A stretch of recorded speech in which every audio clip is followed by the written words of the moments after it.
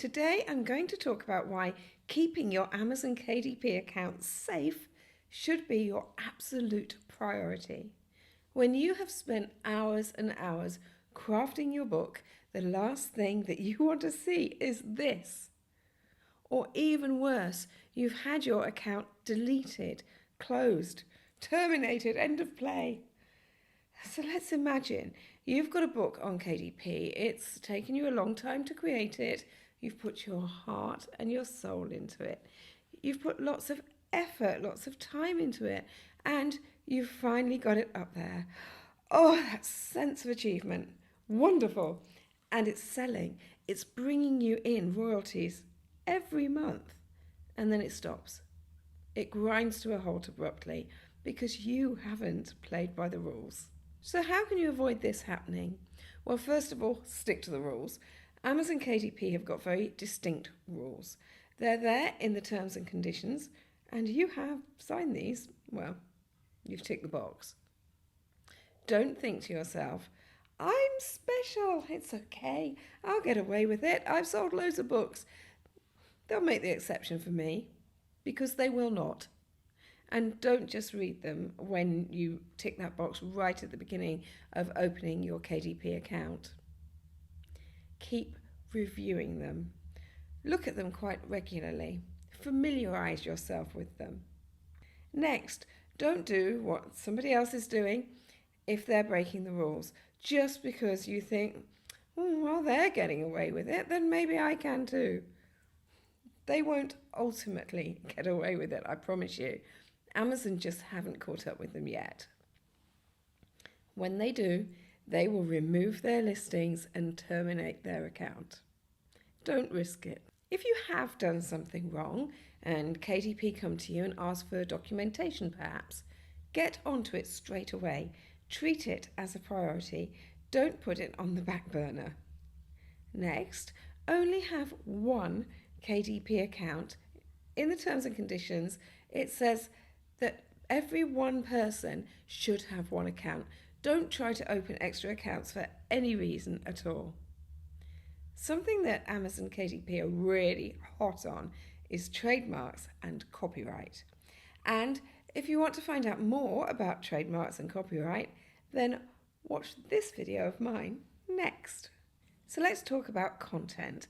And by far the best way to know that you are not flouting any rules at all is to create your own content 100% from scratch. Great, that's not always possible though, is it? And often we will get images from places like Creative Fabrica, Design Bundles, etc. Check the licensing rules of that specific site, as each of them have their own policies. On most stock image sites, you can find their licensing rules by scrolling down to the bottom of their page, or alternatively, when you select an image to download, like this, look out for the terms full pod usage or POD usage or full commercial usage rights. And even if you do that, if you've created something that's, for example, a medium content book, something like a colouring book, you don't want your interior to be the same as somebody else's.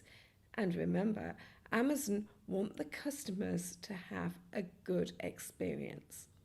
Can you imagine purchasing a colouring book or a puzzle book and you open it up, and because the cover is different to the one you bought last week, you expect the interior to be different too.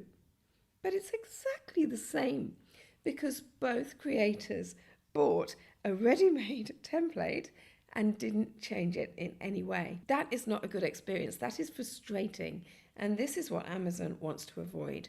So when you buy a template, amend it, change it, edit it, add in a few extra bits, make it unique, make it your own. However, if you create low content books, so things like just notebooks, just plain lines, obviously you're not going to be needing to recreate a whole set of plain lines every time, right? Assuming I haven't scared you off completely already and you've managed to create your book, then we get to uploading. And there are some very important things to consider when uploading too. First of all, do not repeat keywords again and again in your title and subtitle. It's really not on. You sometimes have to because it's unavoidable to make sense of what you're trying to get across. But don't make it that it's every other word. It doesn't look good.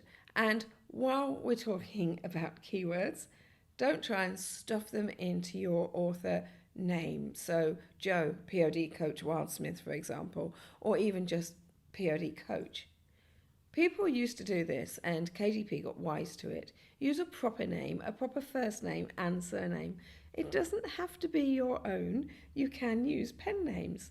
That's not a problem, but make it sound like a person. And while we're talking about your title and subtitles and author name, also description and covers, these have to be unique. Don't copy a famous person. Don't copy a best-selling book. Make them unique. Do an Amazon search to make sure yours is different. As you go through the uploading process, you will reach a point where you have to put your book into 3 categories. Now pick those categories carefully. Do not try and shoehorn them into categories that are really obscure, and so you're thinking to yourself, oh, not many of those will sell in a day. I'm going to be able to get a bestseller status very easily by selling just a very small amount of books.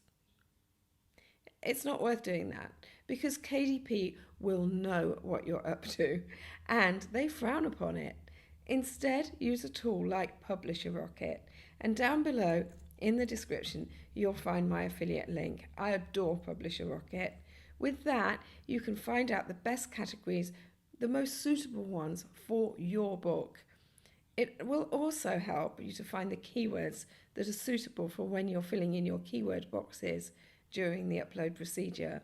These keyword boxes, in fact, are another area where you need to make sure you are filling them in a way that is relevant for your book.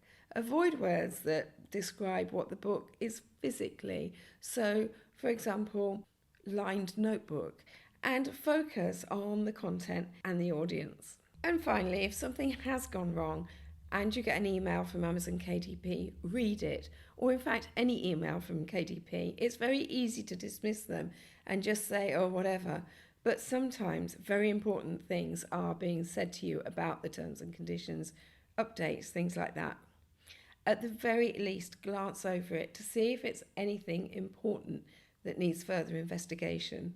It's so easy to miss updates and changes, and I don't know about you, but I'm not always in my KDP account. If I haven't got a book to upload, I'm not going to go in there just for the sake of it, having a look at the rules to see if anything's changed. Fundamentally, treat your account like gold dust. Keep your access to it and keep your books on sale and selling.